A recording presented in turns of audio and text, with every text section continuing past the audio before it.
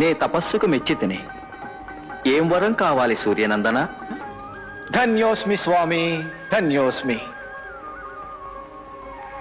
నా వారమైన శనివారం నాడు నిష్ఠతో పగలంతా ఉపవాసముండి నిన్ను పూజించిన వారికి ఆది, సోమ, మంగళ, బుధ, గురు, శుక్రవారాల్లో నిన్ను పూజించిన మొత్తం ఫలితానికి సమానమైన ఫలితాన్ని ఆ ఒక్క శనివారం పూజకే నీ భక్తులకు ప్రసాదించాలి స్వామి. తథాస్తు. స్వామి, ఇంకొక వరం. గ్రహచార దోషమున్న ప్రజల్ని పీడించటం నా కర్తవ్యం. నా కర్తవ్యం నిర్వహిస్తున్నప్పుడు నాతో పీడించబడేవారు నీ భక్తులైనను సరే నీ వడ్డు పడకూడదు. తథాస్తు.